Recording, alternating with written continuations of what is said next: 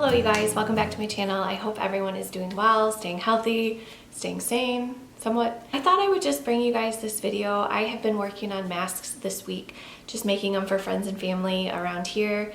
And I found a really great pattern, I guess you could say, template, whatever. I will link that video down below because this video helped me a lot.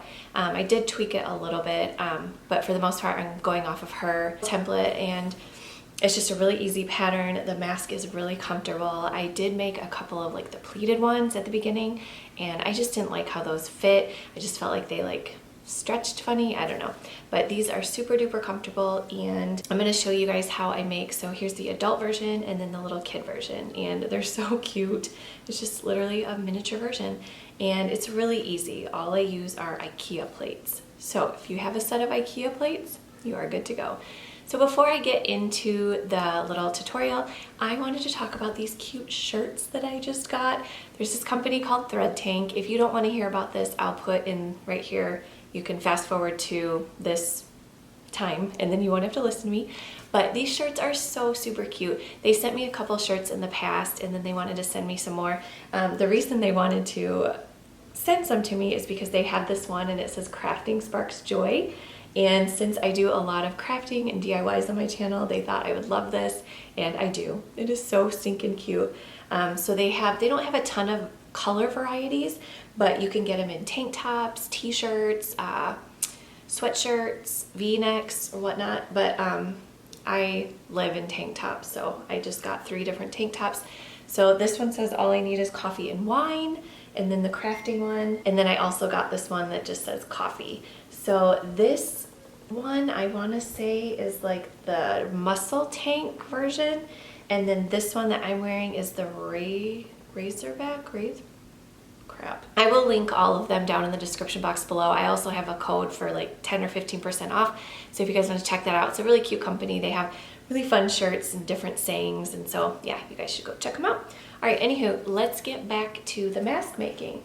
So what I did was I have these 2 IKEA plates, see, IKEA. So this littler one, which is 8.5 inches in diameter. I use this one for the kids, and then this one is, let me measure it again. Okay, so the big one is 10.5 in diameter. So this is the only little template that I use, and it's just super easy. All right, we are going to get into, I'm just gonna show you guys how I made these. I'm mostly just showing you how I did these, but it's gonna be the same exact way for the big ones. Oh, and I will say, so we did go to Joann's. They actually have a really good selection. I got a yard each of 3 different materials, and they were like $4.99. They were on sale. And then the elastics, elastics out there are slim pickings. If you guys have tried looking, I'm sure you know that already. But this elastic that we use is called cording, I wanna say, cording elastic. And it's durable, it's nice, and I like it because it's really thin and you don't even really feel it. And the cool thing about this pattern is that the elastic gets tied. So if your elastic breaks, all you have to do is take it out and put in a new piece of elastic. And what I've been doing for my friends and family, like if they don't fit properly, we are able to just cut them off and then make some new pieces. So I really do like that pattern, because some of the other ones I saw is where the elastic is like sewn into the fabric and you can't really change it or anything. So, all right, let's get into this. Okay, so the first thing you're going to do is just lay your fabric out, and you're just going to go ahead and trace the plates with a pencil. I found a pencil works best just because if you use a Sharpie, it might show through the fabric, so I just use a pencil. And right now I'm just going to make 1 adult and 1 kid, but you can go ahead and trace as many as you need and then go ahead and cut those out. The cutting out part is kind of time consuming, so I actually had my husband help me out with that. So once you get those all traced, you're just going to go ahead and cut them out. And the easiest way I found to do it is just cut a little outside of the pencil line, so it's a little bit bigger than the actual pencil line.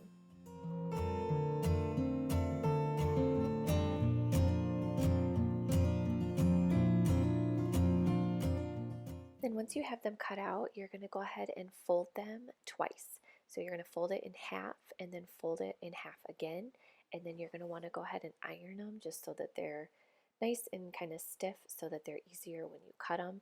And this way it'll just get all the wrinkles out, and it'll just be easier to sew as well. So go ahead and repeat this for both sizes.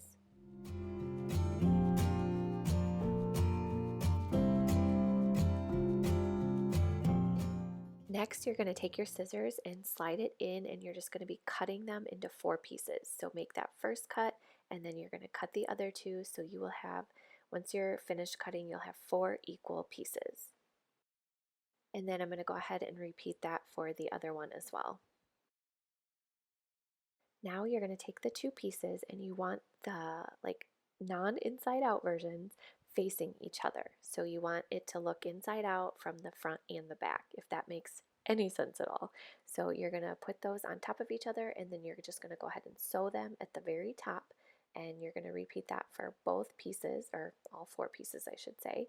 And then you're just going to do a little stitch right along the top, and I'm just kind of running it right along the edge, like maybe ½ inch in, and you're going to repeat that for both pieces.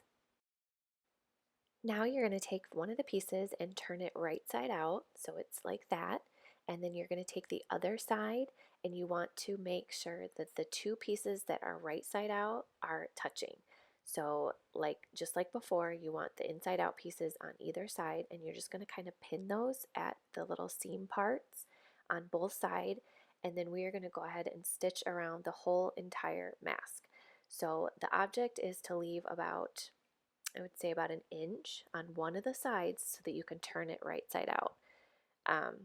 So just kind of line it up, make sure that it's all lined up, because you don't want it uneven, because you may not stitch through both pieces. So this part is very important to make sure that it's lined up perfect. And then you're going to go ahead and start stitching, and I started about 1 inch in on one of the sides, and you're going to go all the way around the other side of the triangle, and then once you get to the other piece or the other side, you're going to kind of leave another inch as well, if that makes any sense. So you're going to have 1 inch on that one side to turn it right side out.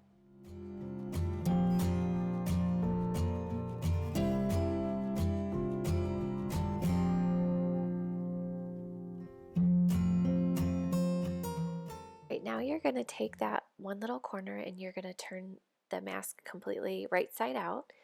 And then what I found easiest, I take a little paintbrush and I kind of poke it in there into the other corner, just to kind of make sure that it's completely correct.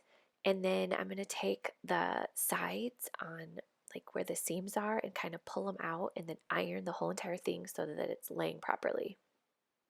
And now for that corner that isn't sewn or finished, what I do is I just kind of tuck the sides to kind of make it look like a hem, and then I go ahead and iron that down. And then once you fold it over to sew it for the elastic part, you're not even going to tell that it's not finished. But I just try my best to make it flat and then iron it down. And then you're going to go ahead and just fold it. I like to fold it twice, so fold the very tip in and then fold it again, and then you're going to go ahead and stitch that. I like to stitch it the first way, going that way, and then I go backwards the whole length of it as well, just to kind of reinforce it a little bit. And then for the other side, you're going to go ahead and repeat that. You're just going to fold that other side in and stitch it twice as well, and then we can go ahead and add the elastic. So like I said, I'm using this cording elastic, and on my paper I have a little measurement out, so I know exactly what size I need for the adult or for the kid. And I've kind of been doing the kid one size, the women one size, and then men another size. So I'll put all those sizes down in my description box. So for the kids, I'm cutting about 7 inches, and you're just going to want to slide it right through, and then you're going to do a knot. You're just going to tie that elastic in a knot, and then you're just going to cut off the ends of it, and then tuck the little knot inside the mask part. And that is it, you guys. I went ahead and repeated it for the large size as well, but this has been my favorite pattern that I found. I'm so happy I found this lady's video. I'll show that to you guys down in the description box. But thank you guys so much for watching. If you have any questions, please let me know in the comments. I tried to explain it as best as I could, but I'm not a seamstress by any means. So I hope you guys have a great day, and we'll see you soon. Bye.